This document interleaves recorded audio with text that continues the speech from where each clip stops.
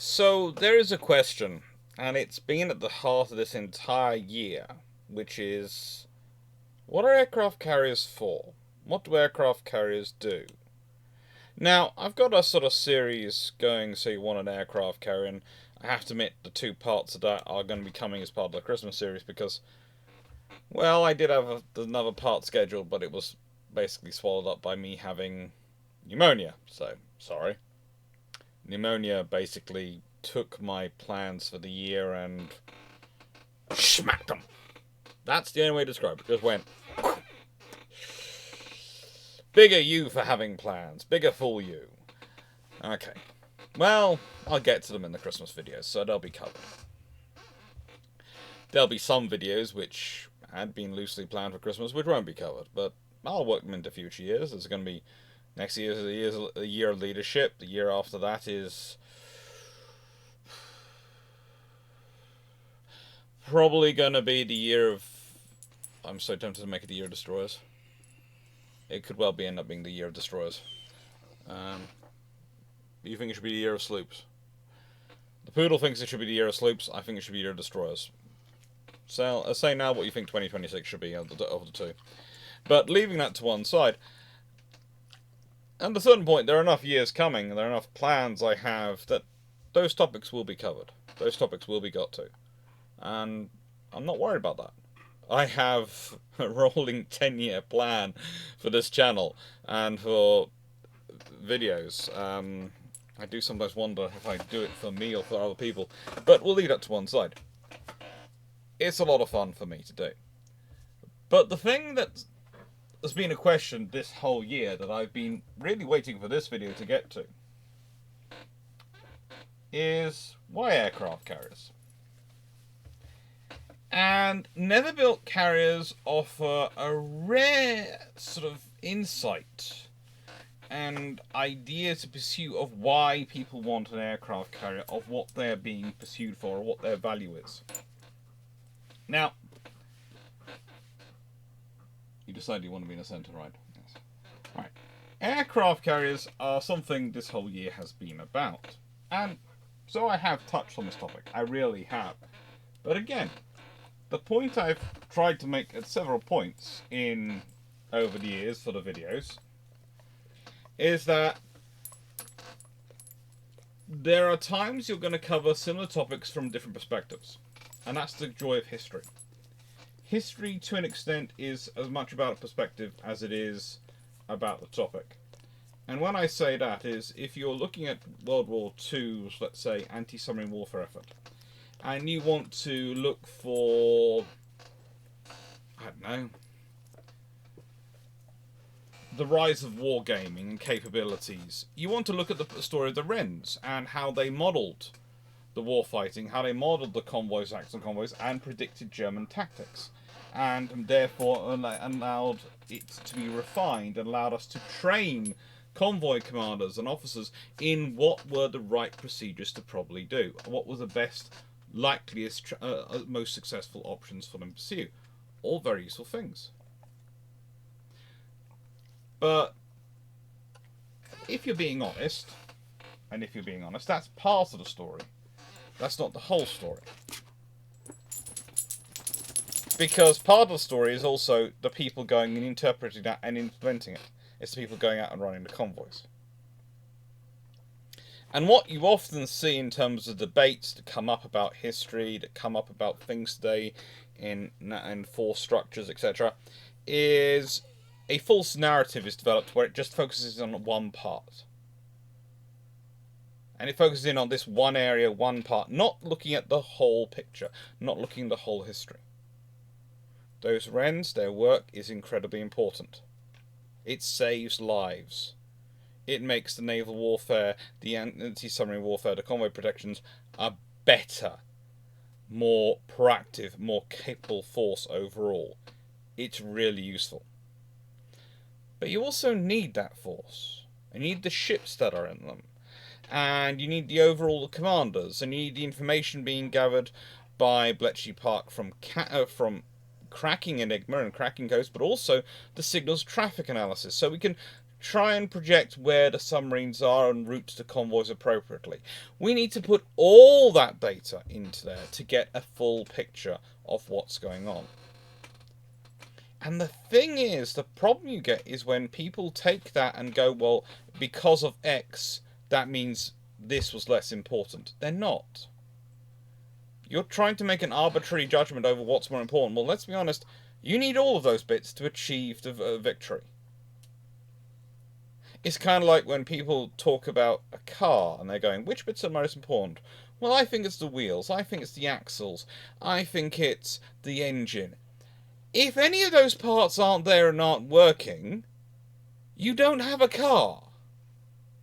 So arguing about which bits are the most important is a lovely academic debate, but has no real value to anyone because you need all those components to have a car that will work. You need all these things to have an anti-submarine warfare capability that will work and provide the capability for fighting and waging the Battle Atlantic from the Allied side. And it's kind of the same when we talk about aircraft carriers.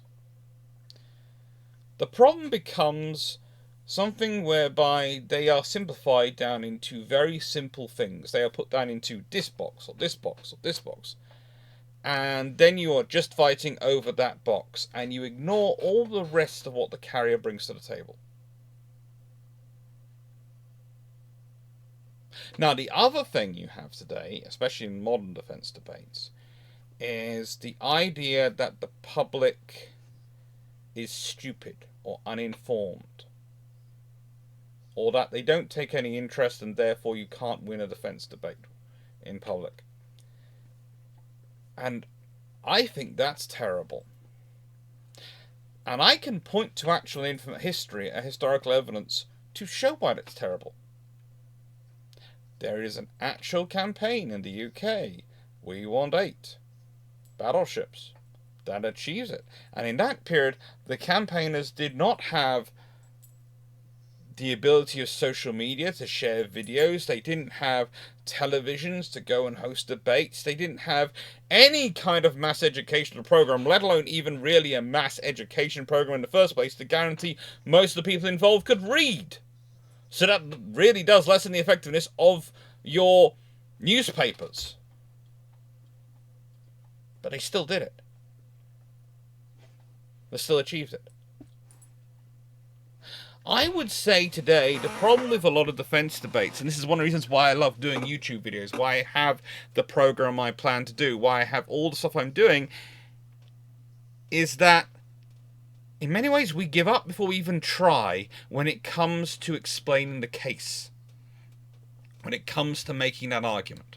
And you have to ask the question, why? Why are we so weak when it comes to making this case?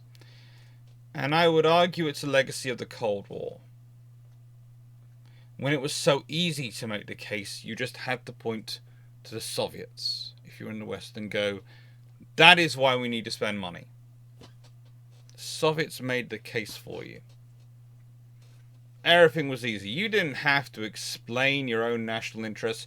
You didn't have to explain your own needs. You didn't have to explain the realities of the world. You didn't have to have a potentially thorny debate of, well, yes, currently these nations are allies and friends, but the relationship isn't always that great, and they're at kind of a key position, and if we don't have the capabilities to deal with them, we're going to have a problem. You don't have to explain anything in that scenario. You just go, Soviets, nasty, communism, bad. It is. I'm not a fan. I'm not a fan of any of the extreme political ideologies. They're all equally bad and all tend to produce quite terrible food. Definitely not a fan.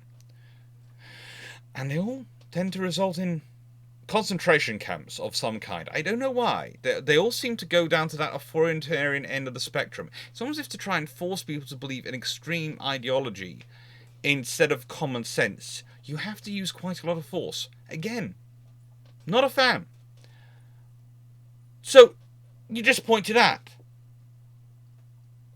But when that went away, what do we point to? We're all lazy.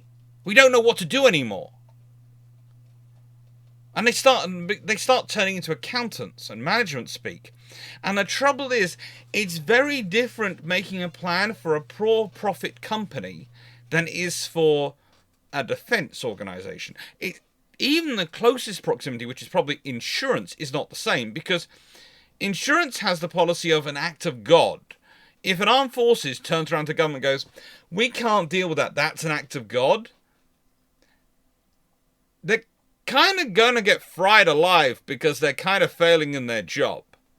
Armed forces cannot go, act of God, as an excuse for not doing anything. They have to go do something. And that's a very different scenario. And you've got all the comparisons always being made to industry, and various companies and various media organizations, but honestly, defense is weird. No other organization on Earth considers that it might be necessary to risk a multi-billion-pound asset to achieve a mission on the scale of other humans actively trying to destroy it. That's not in anyone's lexicon. Banks are not expecting armed robbers to turn up with tactical land attack missiles and nuclear-powered attack submarines. That's not in their lexicon. It's a very different world.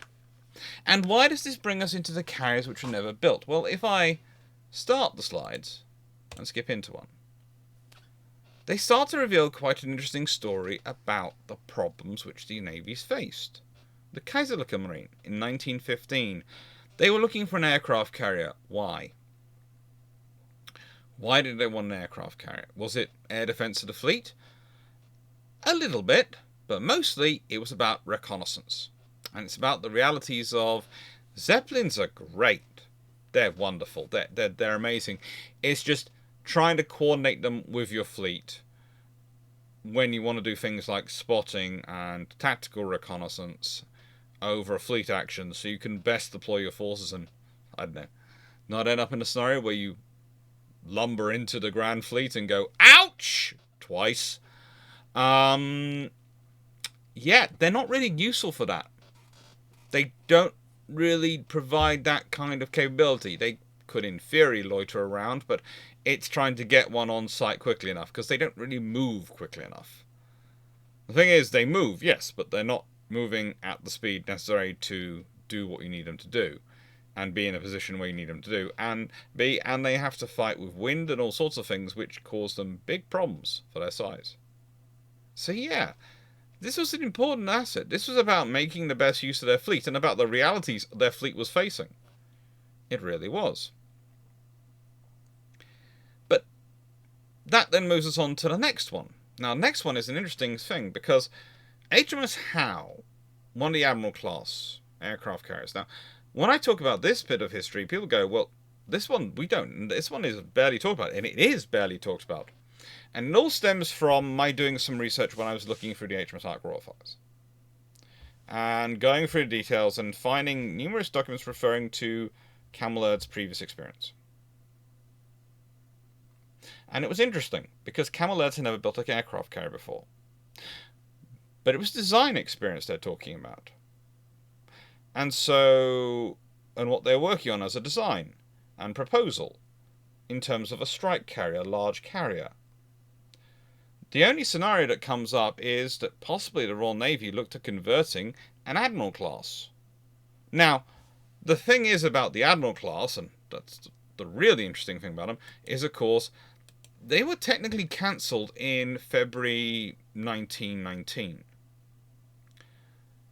But if we consider the rate of the Royal Navy's looking at striking in World War I and trying to strike Wilhelmshaven and trying to hit Wilhelmshaven with aircraft, and you consider that they suspended Anson, Howe, and Rodney, the three admirals, in the 9th of March 1917.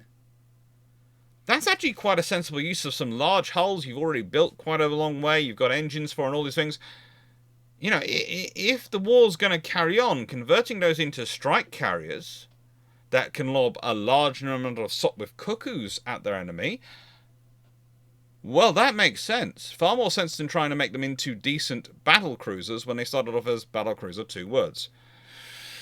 It's enough of a mess in Hood without what they're considered to Anson, Howard, Rodney happens. And so that's, I think, where their prior experience comes from. And that's what makes sense. And then when you look at the start, looking at details, they never say it. I've never found a smoking gun. So please note, and I will say this now, I cannot prove this. I do not have a smoking gun that proves this. But it's the only ship which adds up in this scenario. And Camel Laird's looking at it, and it then explains Camel Laird's having experience, having stuff, when they focus on decide to give them Ark Royal.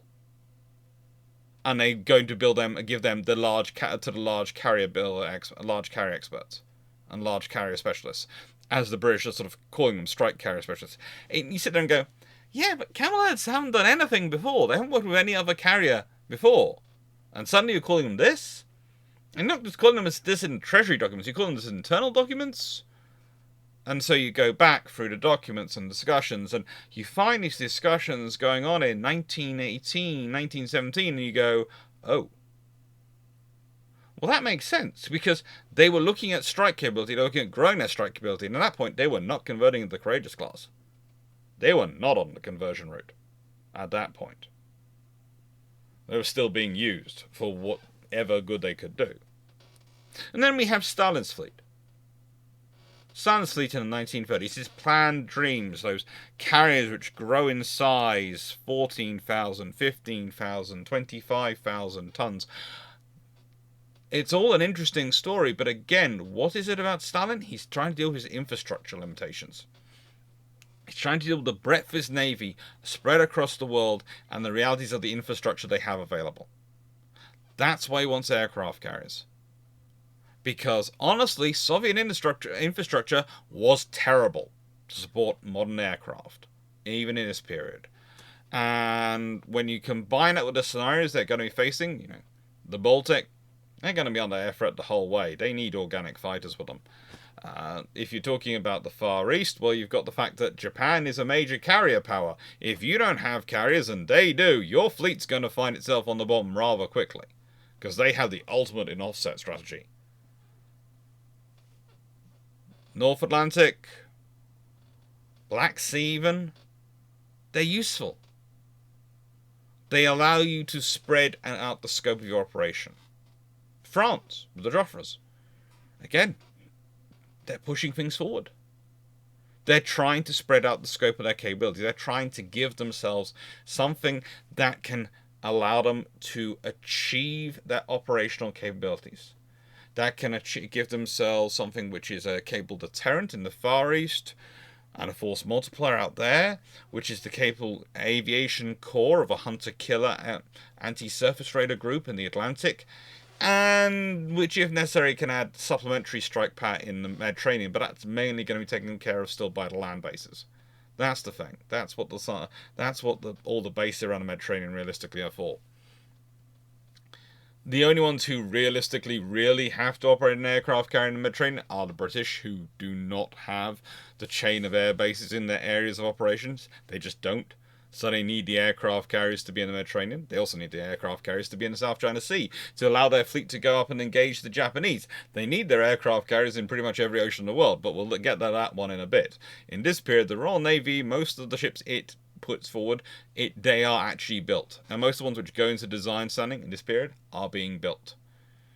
Later on, it's the end of World War II that the problems really start, but there is always the thing of, what happens to British naval history if, the three remaining admirals, Anson, Howe, and Rodney, are all completed, or at least Howe and Rodney, because, let's be honest, they were started in October 1916. But, no, Anson's only November 1916, so she's not exactly far behind them. If they are all completed as aircraft carriers by the end of World War One, well, they'd still count as experimentals on the treaty system, but let's be honest, they're going to be massive. They are. They're going to dwarf even the Lexingtons probably in size. as the Lexingtons were historically built, in terms of their displacement. It'll be an interesting piece of history. And Britain would have had 3 strike carriers, and who knows, they might have even got one of them into service in early enough to launch a strike on Wilhelmshaven. But it didn't happen. History's like that. There are lots of things which don't happen. Again, if the Soviets actually laid down and actually managed to be building any of these carriers in 1934-35 onwards, when Stalin really has the infrastructure to an extent it could do it and has the pushing for it, that's gonna have a massive impact on the world. It's essential for for Soviet strategy and Soviet security, but it's going to have an impact on Japanese, on French, on British, on American, on all the other powers' strategy, because suddenly there's going to be another carrier power in the world. And that carrier power is going to be not a signatory of Washington or London.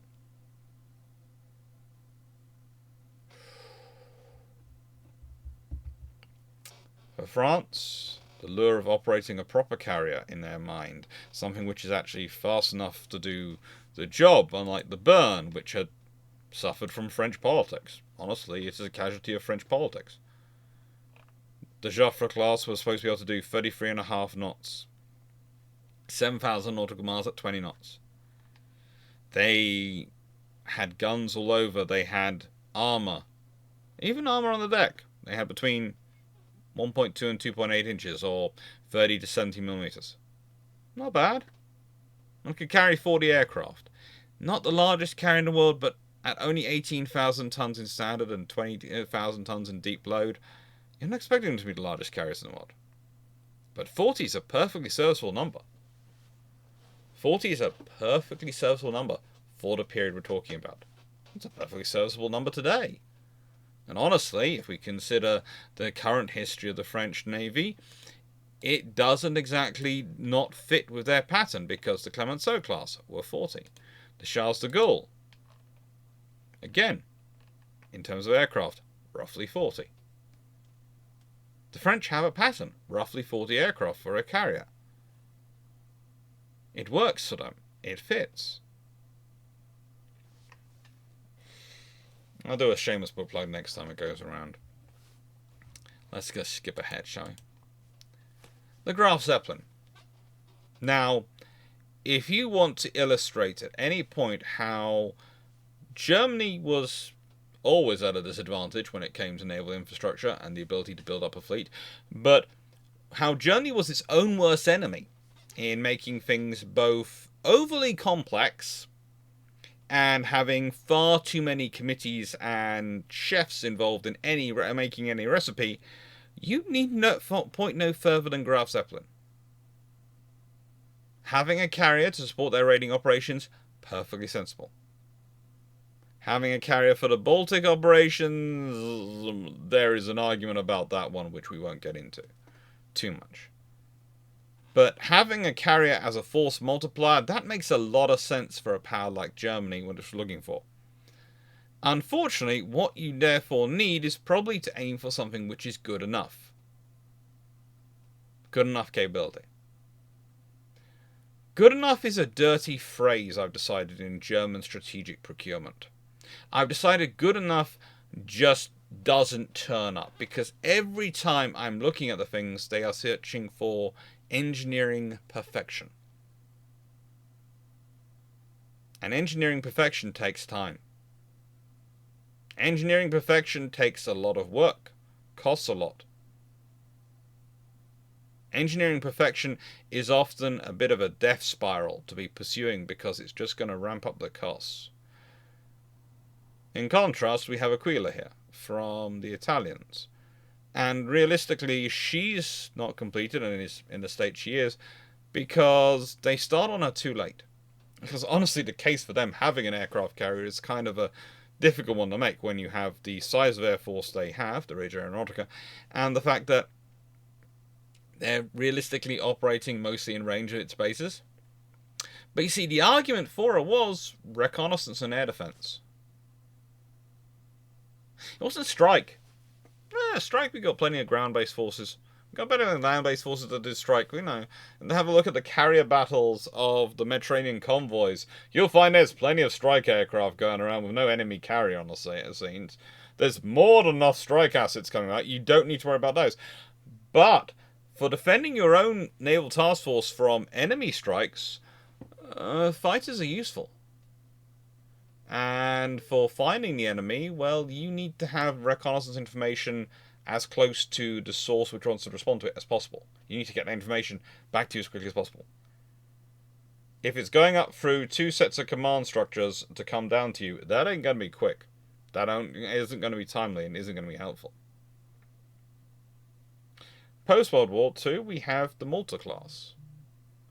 They were the Royal Navy's first attempt to try and get a post-war large fleet carrier. Yes, they're a wartime design, but let's be honest, I am 90% sure, like I am with the Admiral-class battle cruisers and various other projects, that those are actually the Royal Navy laying down in wartime what they think they're going to need in peacetime, but which they know there will be a cut in spending in moment peace is declared, so they won't get.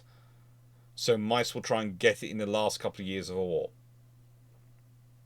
See, if you can get it in wartime, if you can get far enough along to make it cost effective to complete it in peacetime, you can save yourself a lot of money.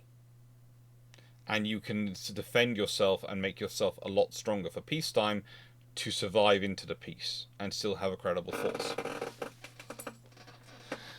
The Malta class are perhaps another great what-if of history as far as I'm concerned. And mainly I'm concerned about this because, for me, they are the British equivalents of the Midways in terms of their potential history. We could have had them serving to the 1990s. They could have been very useful vessels. Not quite to the same scope as this vessel would have been. The USS United States would have been the largest carrier on Earth in terms of its flight deck space and operations capability, and would have been able to operate long-range nuclear strike aircraft. It's amazing from that perspective, but it's also probably a casualty of its own hubris. Because it was going to need other carriers as escorts. It was going to be an additional into the air group. And in many ways, it represents the US Navy's pre-war thinking of the massive strikes and amassing the fleet for carriers for a strike. And it's almost a case of, right then, now we've got we want a specialist strike carrier, which is going to be all about the large strikes. All about the amount of ordnance we can deliver long range. And it also gets us into the whole nuclear discussion. Which it does. And, like with some later projects, defeating it does seem to be, by some of the other services, a way of securing their funding for the future, only to find that the Navy and technology comes back and takes that away from them in their own way. Again. But yeah, USS United States.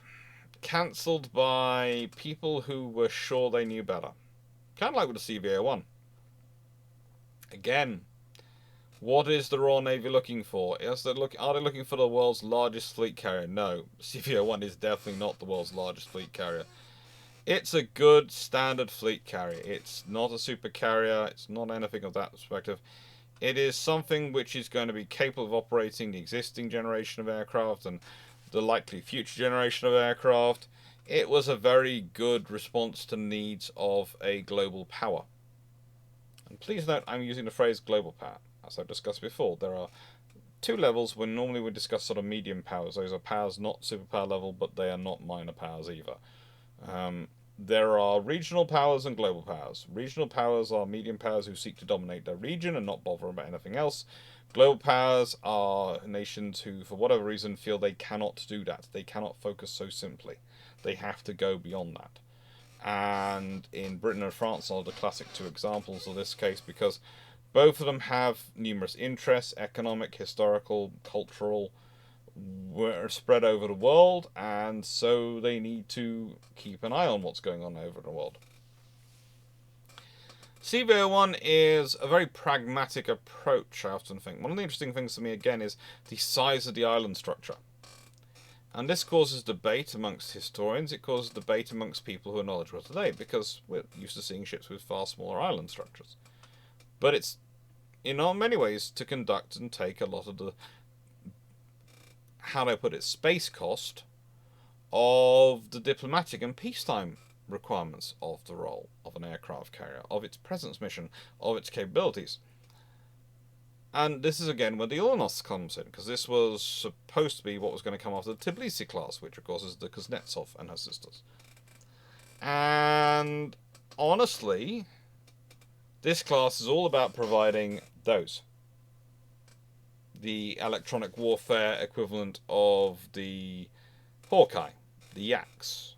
There's a whole video about the class, so I don't feel too bad about not going into full detail about it, but it's in the Kuznetsov class video, actually.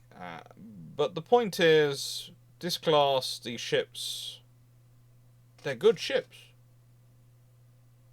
They're a Stobar / Catabar design, which is always, again, another interesting thing to go for, because you have to consider the relative training requirements. Again, this is one of the reasons why I'm not the biggest fan of Stobar. Catabar, you have to have the same, you have to have pretty much the same landing training requirements as Stobar. It's both barrier assisted recovery and takeoff and all these things, and you have to have that. But that's the advantage of Catabar, is you can launch heavier aircraft, as PA2 shows versus the Queen Elizabeth class design. This was supposed to be the French variant of the Queen Elizabeth class design, and I've often wondered if the British had actually pursued this option instead of the Stovall variant,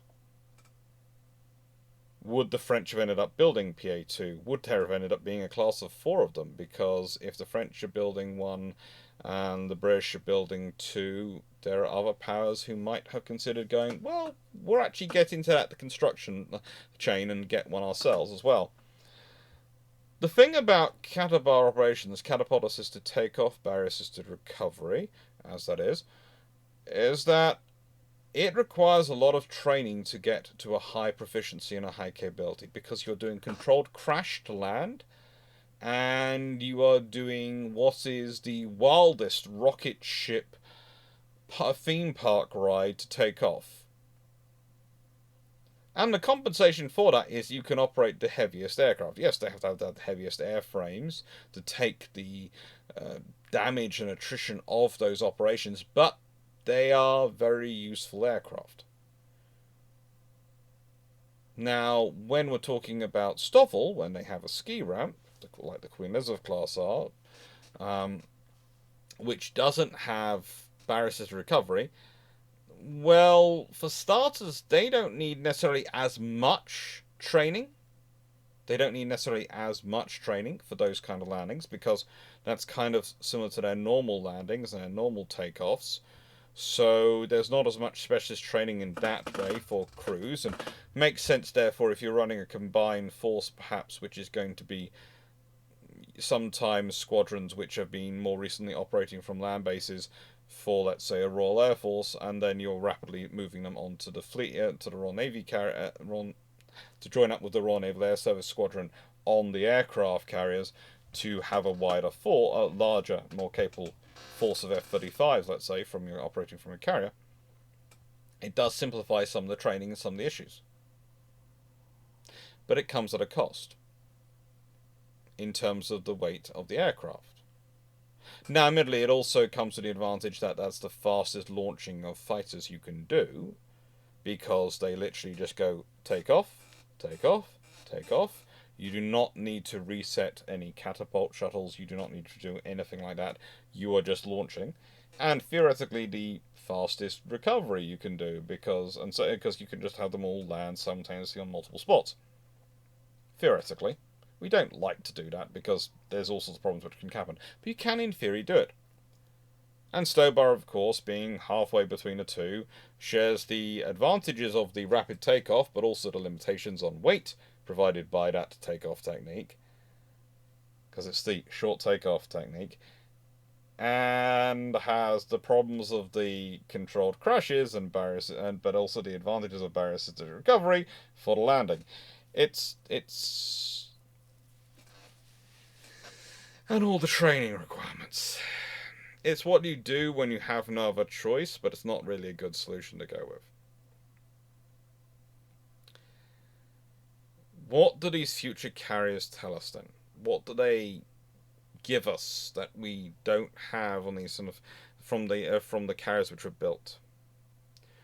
Well, you see the thing with the never built carriers. The advantage to looking at them and looking at the roles of the aircraft carrier is because they are purely about what was hoped to be done. They're purely about what was planned to be done. There is nothing in them about what was actually done, because they were never actually used. They never actually existed. Which does give us an advantage when talking about them and talking about the debates in terms of carriers and their roles and what they're for. Because it's far easier to answer the question of what was a carrier designed for than what was it used for. Because usually what it's used for is everything which requires aviation. Because at its base point, a carrier is not like a battleship. It's not like any other warship. Every other warship is evaluated based on its weapons. For a carrier, its weapon system are aircraft which can fit inside the box. It's called a hangar. As long as it can fit and operate aircraft from itself, it's still a viable unit. As long as those aircraft are relevant. Those aircraft stop being relevant, you have a problem. You have a big problem. So let's consider this again. The German aircraft carrier in World War I. What is it for? Well, it's an offset strategy. It's very simple. It's a power who is sitting there in a situation going, we need to do better. We need to be able to somehow find a way to break this deadlock we're in, where we cannot have a mass. Because, again, in this period, they're already dealing with the fact that the British aren't responding how they were hoping to respond. The British, according to some of the German pre-war plans, the British are supposed to be sectioning off their fleets and sending them out in dribs and drabs, which they can then annihilate. And every time they come across a Royal Navy force, it seems to be a larger force than them, especially when they're talking major fleet units, and B, there always seems to be more Royal Navy ships around to come and help them. It's almost as the Royal Navy realised that the one chance the Germans have to levelling the playing field is if they can at some point find a smaller unit of the Royal Navy and annihilate it in detail, so they can chomp away at the advantage the British infrastructure has given them. The British understand this. So, the British have setting up sensibly so that doesn't happen. They bring out the Grand Fleet pretty much every time the battlecruiser fleet is engaged. It's coming south, it's nearby, it's within range. As happens at the Battle of Jutland, they are able to run to it. And that's the other problem for the Germans, is that they're realistically not fast enough. Their fleet speed is not fast enough. Their battlecruiser fleet formation, the first scanning group, is not fast enough to be able to realistically cut off the group which they most likely could get to kill on their own, which is the British battlecruisers. But the thing is, if you have the right amount of information at the right time, you can maybe overcome those limitations. And this scenario, what is this about? Well, you can say the strikes are about winning the naval war. They're about actually defeating the German Navy. And the trouble is, the Kaiserliche Marine is the focus for the Royal Navy. And the Royal Navy has been in many ways hampered throughout this war by the German fleet in being strategy, by the fact that they've turned their risk fleet into a fleet in being, and they're just concentrating. And if you can just keeping well away from the British, not coming out to fight, not coming out to contest the seas, but denying the British the full control of the seas that they would like to enjoy the usage of, because if you have control of the seas, if you have command of the oceans, you can use them for a lot of things. You can use them for amphibious operations. You can do all sorts of things. If you can take out enough of the high seas fleet that you don't have to keep the ground fleet at such high alert, you can free up a lot of destroyers and a lot of other vessels for doing convoy operations and dealing with the U-boat war. Strike carriers, the Sopwith Cuckoo, the progenitor of all the torpedo attack bombers that would come afterwards from carriers, is being developed. if you can have some really big carriers that can carry a lot of them, quickly developed, you can do that. You can do that job. And the thing is, again, what's this, in many ways, was it looking at? It was looking at the reality of, to do that necessary mission kill for the Royal Navy to do its strategic mission in World War One and maintain its status, which you can argue since World War One, it's from World War One onwards that the Royal Navy has the trouble as much justifying itself in the public eye view because of the legacy of World War One, where they thought, well, we were all fighting on the Western Front, what was the Navy doing? Well, the Navy was doing important missions, but when the enemy won't come out and fight them, they can't win a great, glorious battle. They can't get control of the seas at that point. It's a real problem for the Royal Navy. But if you hadn't had the Royal Navy in its overwhelming power and does job, and the German Navy, the Kaiserliche Marine, had still been as it was present level, you'd have watched that war end very quickly. Because without Britain, without the supplies it was able to bring in, without the abilities it was able to funnel support across to France and to other areas of the wider war, well, the odds are you get a collapse.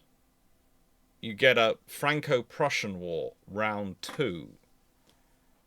To an extent. Which could have set us up for all sorts of other troubles. We don't know. But it's likely, because, let's be honest, Kaiser Wilhelm is not the type to be satiated with anything, is he? And that's the basic problem with that entire conflict. Then we've got Stalin's planned fleet. Well, yes, this is about the Soviets being able to operate and protect their ships, but also it's about being able to defend the Soviet Union, being able to defend it from interventions like the British put on it after after World War One ended, during the strife in 1919 and a couple of other years. They were trying to take part and trying to support the people they wanted to be in power in Russia, and similarly others. For the Soviet Union, and Russia before it, it's always been about defending their empire. And Russia does start out as an empire. It is an empire. It's a massive contiguous one, with in a contiguous land area, but it's still an empire. It's the same with most large countries. They are an empire to a lesser or greater extent. It's why when people start, trying to put forward arguments of, this country is basically a agriculture area with attached to a major city, and it's basically an extension of a city-state. Well, yes, it arguably is at its base point. Most countries are, when you start really taking them down to brass tacks, but it's usually far more complicated than that. It's a lovely case of, yes, if we want to make these things very, very basic, simple, and very, very lacking any nuance, context, or any relevant information to really make it, and just make it into a punchline, you can say that.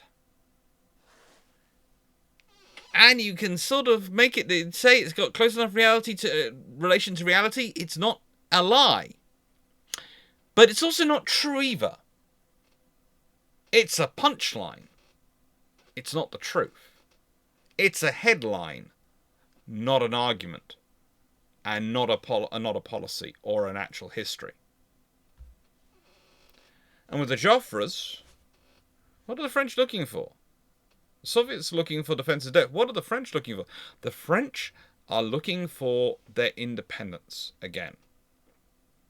Because, let's be honest, the legacy of World War One and the treaties, the Washington Naval Treaty, the First London Naval Treaty, even Second London Naval Treaty, the legacy of them is France is dependent upon Britain. For their global empire. Their empire depends upon Britain. It depends upon Britain's interests. Because for France, they agreed to be the same strength, same power, size as Italy. Which becomes a fascist dictatorship not long after World War One. And therefore, whilst also being a historical enemy, and let's be honest, the whole reason the Italians took their time to decide on what they're going to do in World War I is because they're deciding whether to go against their traditional enemy of Austria or their traditional enemy of France. And it's Britain which goes, we're on the side of the French. do you want to join us or do you want to join the Germans? And the Italians go, on balance, we prefer the Brits to the Germans at the precise moment, so yeah, we'll take on the Austrians. That's it. That's the simplicity of it. But realistically, as I said, these carriers are about achieving a level of independence. They're about achieving a level of, we can do this ourselves. We're a self-sufficient force. We are an independent, capable force. We are a power in our own right. Because the Italians weren't pursuing carriers at this point. So whilst they still had to worry about the Italian battle fleet and the forces which were based ashore in terms of air power, aircraft carriers for the French, especially if coupled with the Dunkirks, which were these fast battleships armed with the very best guns they could build at the time, but trust me, they are fast battleships, not battle cruisers. Check out their armour coverage and subdivision. As I always say, that's where the differential lies. Not in the terms of thickness of the armour, it's how much space does the armour cover as a percentage of the ship, and it's how much subdivision is behind it. That's what tells you where it is on that scale, from battle cruiser to word, I like the Invincibles, to full-on dreadnought battleship, with the battle cruiser and the fast battleship in between on the way. Well, the thing is, a couple of them, they are very powerful forces to be sending around the world. Very powerful images of French power, of French capability. And yes, maybe you couldn't. The French could not solo the Japanese, but they could stand up to the Japanese alone. They couldn't fight a war against them alone, but they could deter them alone with these assets. They were going to give France a strategic capability to extend themselves beyond the Mediterranean, to return to their global connections and their global interests, which had been suffering because, as is always the case, as close as allies can be, it is not always in that ally's interest to defend your interests, because they might not be in their own interest. And they might not always have the resources to do it. They might not have the freedom to do it themselves. That's just the reality of it. But let's quickly do, while we're here, the Shameless book plug. Now, the Shameless book plug is always me making the case of thank you for everyone for supporting this channel, for allowing it to be what it's been. Thank you for everyone who's just watches the videos, likes, shares, and subscribes.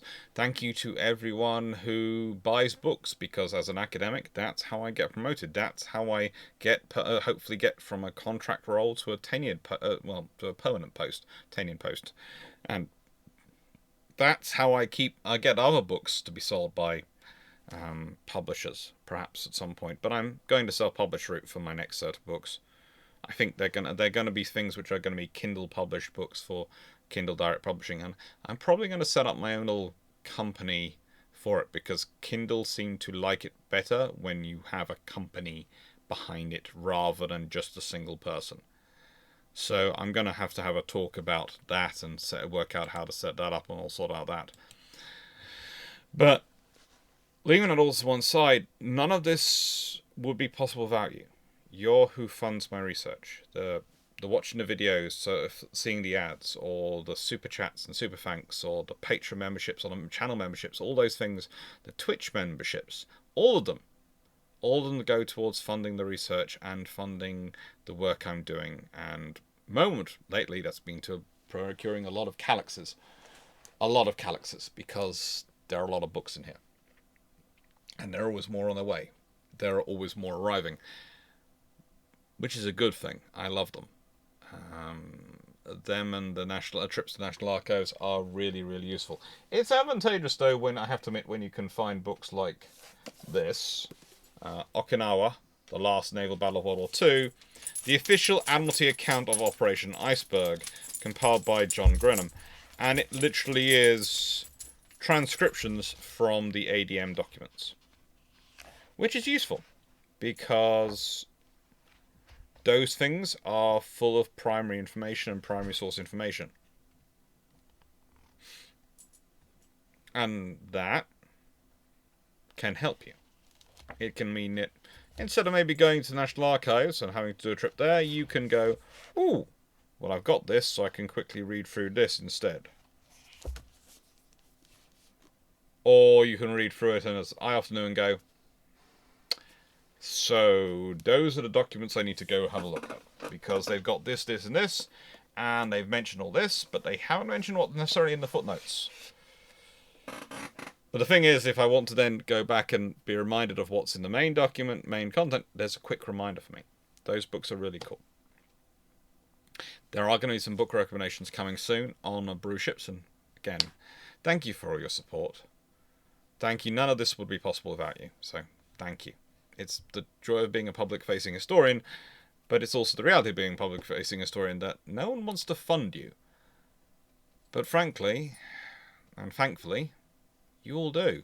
So I'm rather lucky, I think. So what did the Germans want to do with the Graf Zeppelin? Well, honestly, it's about providing themselves with that strategic reach, that strategic capability. And the thing it falls afoul of is that they haven't had these ships before. They are trying to develop it in many ways from an imperfect picture and from the sources they're getting. And there's also the problem of mission creep, because there's a whole debate going on between the Navy and the Air Force as to who's going to control what and what assets are going to be part of which, and trying to get aircraft out of the Air Force. Luftwaffe with Goring in charge is interesting. Goring's also in charge of the 5-year plan at this point, which means he's in charge of naval procurement as well. All those things are fun things. But realistically, the biggest problem for the Graf Zeppelin is that it becomes a Christmas tree. Everyone wants to hang something on it. Everyone wants to hang their piece of engineering on it. Everyone wants to hang their idea on it.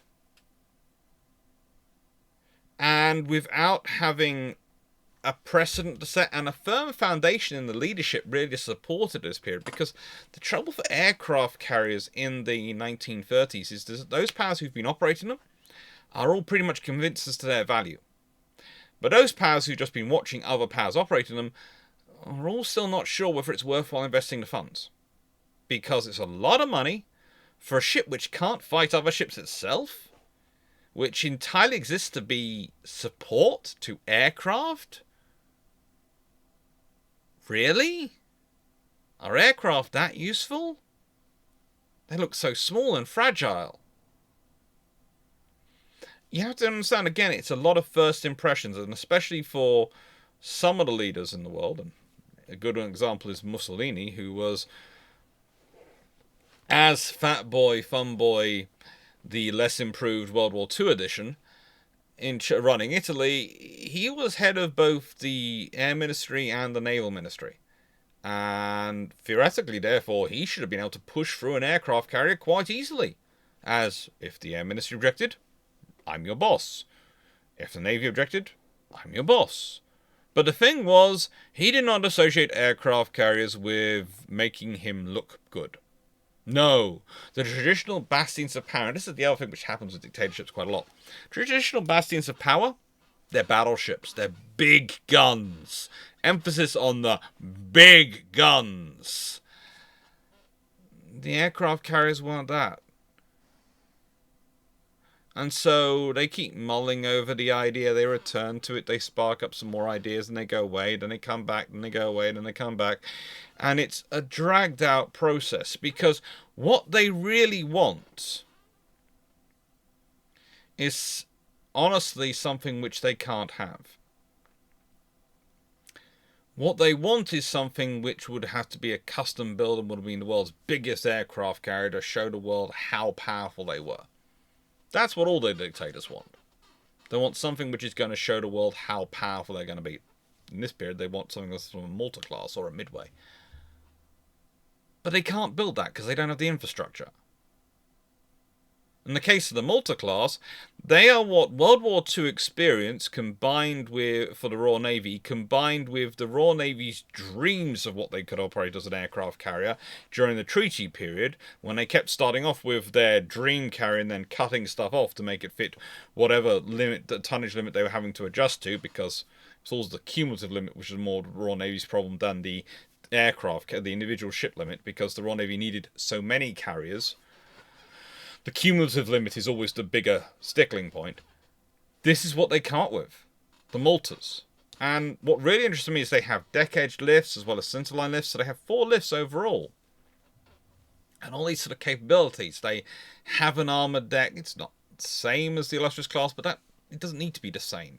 They have spaces to open up and let out gases and allow engines to be spooled up inside, and that's a great thing of having the deck-edge doors. But they can do them on the hangar deck. They can also do that on the flight deck. So they can do a lot of different operations with this carrier. This carrier is the Royal Navy, and as are the midways for the US Navy. They're them going, well, what we've always really wanted was something of what you had, but also what we had. Because what they've both have told you about their views on naval aviation is what they've been prepared to sacrifice in order to get a carrier into service. The British are always slightly less keen to sacrifice the survivability of the ship versus the number of aircraft because of the realities operating in the South China Sea and the Mediterranean and the likelihood of air combat, and also likelihood of aircraft operating from land damaging their carriers potentially. But also for the British, it was always a case of, if we're operating on the other side of the world from our infrastructure and our carrier gets damaged, it has to go all the way back to the UK to be fixed. We better make it as damage resistant as possible and as easy to repair as possible, so we can try and keep it as close to the conflict as possible, because otherwise we're going to run out of carriers quickly in any war. And it's better to have slightly less air power than no air power. That's the Royal Navy's analysis. That's also the Americans' analysis. But when the Americans are getting in, they're sort of, what they're looking is going, right, and our idea is we have carriers which have the most firepower possible in terms of, but they have room for maneuver. So we've got to make them fast, and we've got to make them flexible to maneuver and rapidly maneuver, so they can use the space of the Pacific, because that's what we're doing. We're going across the Pacific where we have a lot of room to maneuver, rather than up through the South China Sea and East China Sea to Japan route, or through the Mediterranean. We've got a lot more room to maneuver. Let's use that. Let's use that for our security, for our safety, for our operational strength. And then you've got this, the United States. Now this is about the future. This is about the US Navy going, yes, but if we want to have forward bombers and strategic forces everywhere in the world, we are going to need to set up a lot of bases. And we're going to need to supply them. And that's going to be an infrastructure hog, and that's also going to be a merchant ship hog, because we're going to have the convoys and things going out towards places. Let's try and have a carrier. Let's try and have something which can be moved around. And also, as a bonus, this gets us into the whole nuclear capabilities, nuclear survivability arm, and as said, they lose. They lose the argument. It's laid down, it's under construction, and they stop it pretty much the next day. It's incredibly wasteful financially.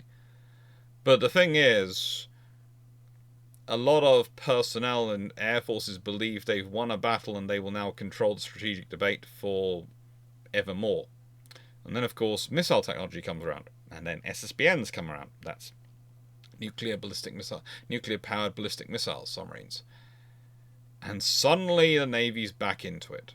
And the Navy never really gets out of it, because they always have a nuclear capability from their aircraft. They're just not the really big bombs. And that's again with CVA-01, because, let's be honest, the other advantage here was it would have been an asset which could have kept the Royal Navy operating things like the Buccaneer and the Phantom. And the Buccaneer and the Phantom, and an airborne early warning aircraft, would have meant that whilst they would not have a first tier in terms of size carrier, they would have had a solid enough carrier. They would have still been a first class Navy in terms of capabilities. The argument I would normally give, and I did a whole video about third rate ships line the other day on this channel in the Key Ship series, is that you have to remember that most of the battles were fought by third-rate ships. Third rates were the dominant force. And often, the thing that means a battle is there's enough third rates there for it to be a battle. That's what makes it a battle. That's what makes it a fleet battle. It's the third rates in presence. And when we're talking about aircraft carriers, whilst the US super carriers are most certainly the first rate, a first rate battleship is a first rate ship of the line. A first rate ship is a great asset. It's a wonderful thing to have. It's a really useful asset. But the thing is, that doesn't make a third rate any less effective or capable. Or a second rate. And let's be honest, in this scenario, the CVA-1s were probably contenders for a second rate ship. Which meant they still have the capabilities, i.e. the third deck of the first rate, like the first rates had. They just wouldn't have the same level of firepower a first rate had. But they still have the same capabilities. And then we had the Ulyanovsk. Why are the Soviets building this? Well, as I discussed in the video about them, they are expanding their defensive depth, but also their reach, because they have realized from pretty much 1946, 47 onwards, and thanks to their studies in German archives and various other archives, that if you have a force outside of the primary theatre, you can tie up a lot of your enemy forces dealing with that. Because the enemy has to take sufficient force to deal with it. A.g., if we look at the forces which were hunting the Graf Zeppelin. Look at the huge amount of forces the Royal Navy and the French detailed to that operation. Now, those forces, wouldn't they have been more useful elsewhere? They would have been very useful, but they have to go deal with the Graf Zeppelin, because if they don't deal with it, that's going to cause them ripple problems around the whole world, and Britain and France can't afford that, so they have to go deal with it. And the thing is, you always have to send more force to go deal with it. So, let's say you have a carrier group, and yes, this ship should be able to sit and be a major power and major thing to defend the bastions and all those things. But also, let's say you have enough carriers, you can deploy one of them, or maybe even a couple of them, especially one like this, with a suitable task group. Doesn't have to be massive, just capable. To the Indian Ocean, the South Atlantic, South Pacific. Far away from the primary theatres of conflict in any time when a Cold War will go hot. What do the Allies have to send to track you down? To stop you interfering with movement of merchant goods and trade? What do they have to send? You're a full carrier battle group. Can I send one carrier battle group? Well, they could, but one-on-one carrier battle group on carrier battle group, that might not give them a guaranteed response and a guaranteed result, and that could be a problem. So you end up with then needing to send two carriers, at least. So two of their available carriers have to go hunting one of your carriers. Now, one extra carrier with its air group in the Northern Bastion or the Pacific Bastion, that's useful. That's an advantage. But denying the Allies, NATO, two of the American carrier groups, let's say, because they're, for most of the period, the most viable carrier groups to go hunting. You can't exactly send an Invincible class to go do the job. Well, that's gonna change some figures and change some stats.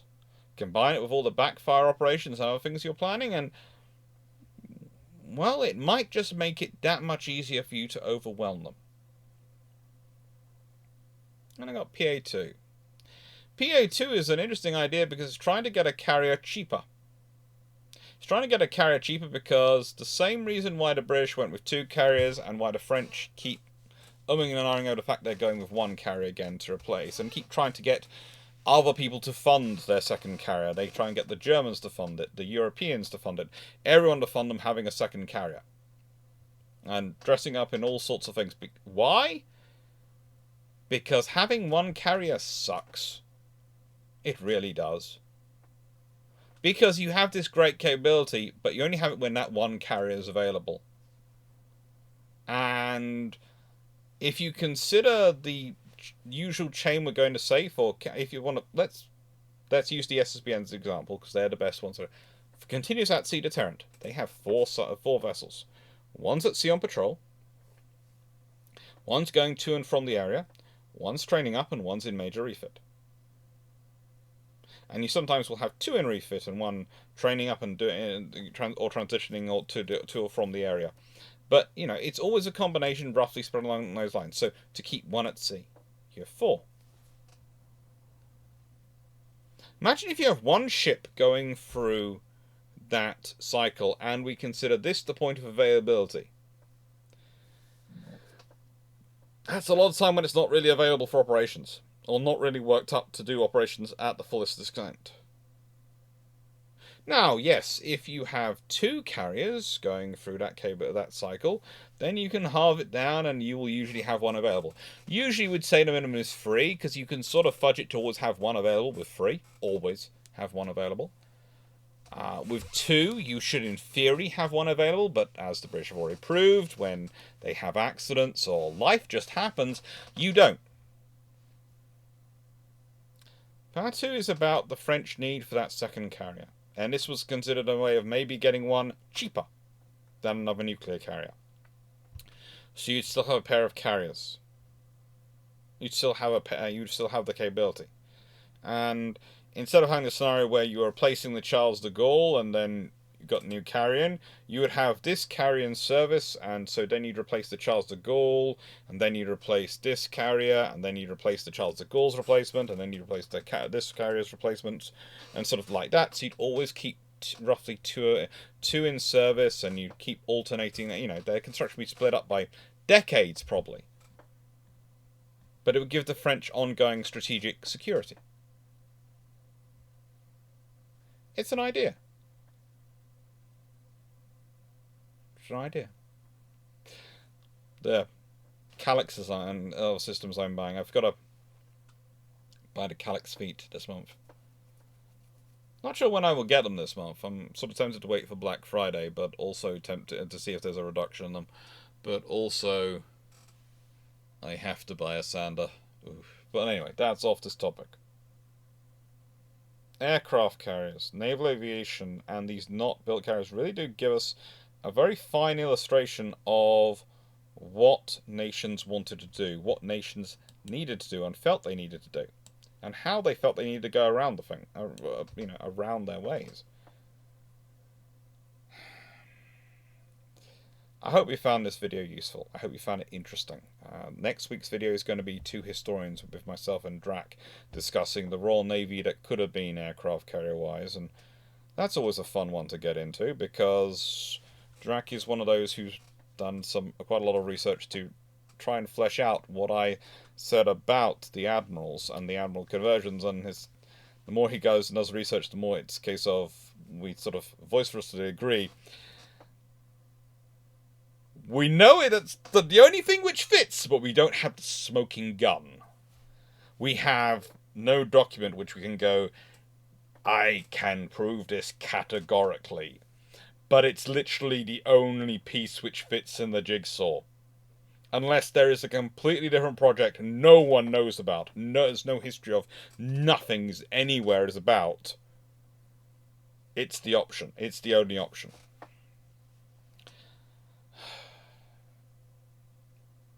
So what is going to be today's question? What is the question today? Well, what I'd like you to think about in terms of never-built carriers is, again, what do you need an aircraft carrier for? What level of aircraft carrier do you need?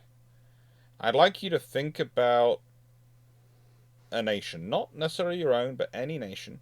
Pick. And just think about what they really need. And maybe they don't need an aircraft carrier, but what is their real need defense-wise? Don't get bogged down in things like, is this going to be a division? Is this going to be a brigade? Is this going to be a full task group? One of the really interesting discussions that I saw in the video, underneath some of the videos recently, was a whole debate where people were going, well, you need to buy the whole task group, not just the carrier. That is true. But also, no. You can buy certainly in the core of the task group for peacetime standard peacetime, but you could in wartime hope you're going to have NATO allies fill them out, and maybe have other ships which in peacetime are on your patrol tasks, etc., which fill out your task groups as well. you don't have to necessarily, in peacetime, have all the things in place. You do need to have plans for how you're going to have the things in place. And it's the same with air groups and aircraft. Often, when I see the discussions of what aircraft you need, it's people create a shopping list. Start off with what you need the aircraft to do, and then look at what aircraft can fulfill those roles. And remember that it's always easier to generate a higher percentage of aircraft from a larger pool.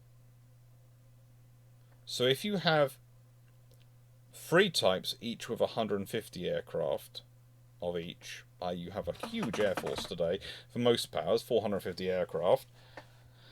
Well, that's fine, but you're probably looking at about 150 aircraft being available.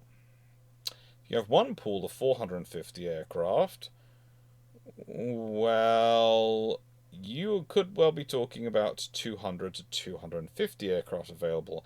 And why do I say that? Because whenever you need to surge aircraft, you will not be disrupting it as much. You won't be disrupting the wider maintenance to wider facilities as much. And that's an advantage. This is why I talk of things like slack when I'm talking about fleet constructions and force structures. You need to build in slack. You need to build in slack to the Army, to the Navy, to the Marines, to the Air Force, to whatever you're talking about, to the fire service, the police service. You need to build in some slack. So that when there is a crisis which is unforeseen, you have the quantity to try and deal with it. Because you can only really have quality when you can foresee a crisis and train for it and prepare for it. If you can't foresee a crisis, then the next best thing to quality is always quantity, to be able to chuck bodies and minds at something and hope something works it out, or someone works it out. Thank you very much for watching. Hope you enjoyed, and as I said, next week, 2 historians.